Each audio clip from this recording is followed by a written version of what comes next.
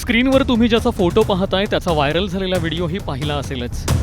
EVM हॅकिंगचा दावा करणाऱ्या याच व्यक्तीविरोधात गुन्हा दाखल करण्यात आलाय।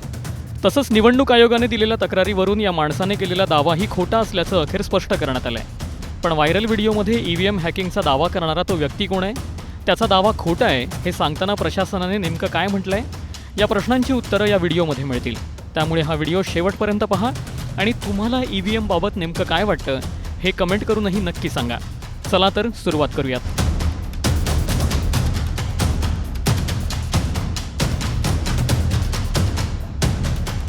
हा विजय भारतीय जनता पक्ष महायुतीचा नाही, तर हा विजय मला ईव्हीएमचा दिसतो आहे। प्री प्लॅन करून त्याच्यामध्ये प्रोग्राम देऊन केलेला आहे।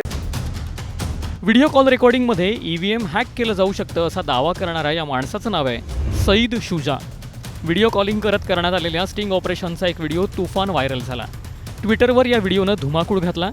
त्यानंतर याची दखल घेत निवडणूक आयोगाने अखेर तक्रार केली आणि त्यानंतर ईव्हीएम हॅकिंगचा दावा करणाऱ्या सईद शुजाविरुद्ध गुन्हा दाखल करण्यात आलाय।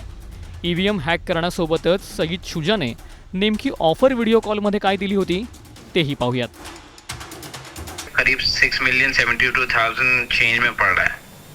6,72,000 US डॉलर 6,72,000 इंडियन रुपी में कराओ तो 52 CR 53 CR के आसपास पड़ रहा है। जी जी क्लीन स्वीप मारना है तो you just need to increase the 120,000 dollars extra पड़ेगा। 14 नोव्हेंबरला सईद शुजाचा व्हिडिओ व्हायरल झाला। महाराष्ट्रातील विधानसभा निवडणुकीत वापरलं जाणारं ईव्हीएम हॅक करू शकतो असा दावा त्याने केला।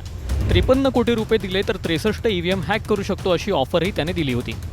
अमेरिकन संरक्षण विभागातील टेक्नॉलॉजी वापरून आपण ईव्हीएम हॅक करू शकतो असा दावा शुजाने केला होता। शिवाय अमेरिकेच्या संरक्षण खात्यात कॉन्ट्रॅक्टवर काम करत असल्याचंही त्याने सांगितलेलं।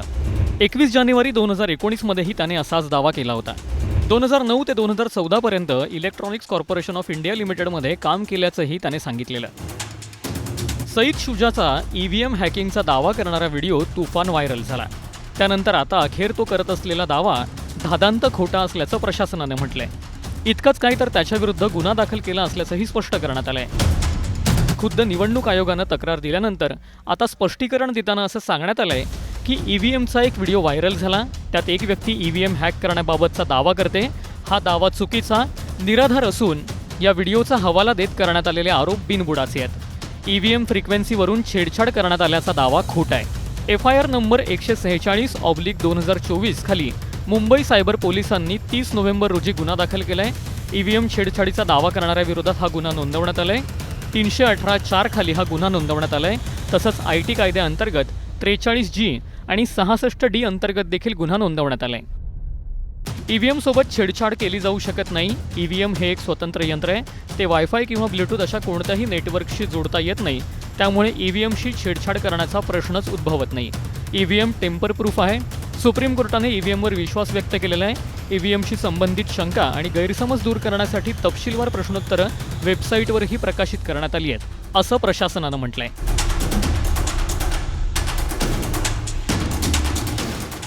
दरम्यान वेगवेगळे व्हिडिओ शेअर करत महाराष्ट्रातील निकालावर अनेक सवाल उपस्थित करण्यात आले होते।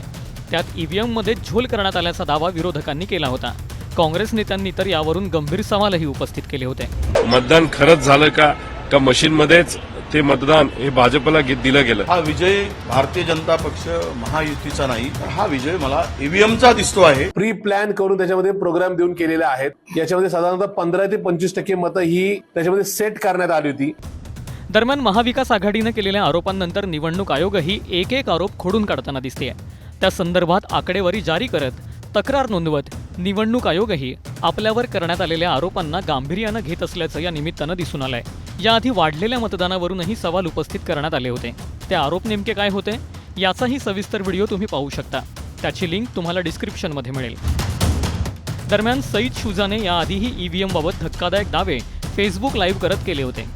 सईद शुजाचं फेसबुक अकाउंटही व्हेरीफाईड असून तब्बल 1,24,000 फॉलोअर्स या अकाउंटला दिसून आले आहेत। या अकाउंटवरून सईद शुजा याने ईव्हीएमबाबत धक्कादायक गौप्यस्फोट केले आहेत। त्याने केलेले हे सगळे दावे खोटे असल्याचं निवडणूक आयोगानं आता म्हटलंय।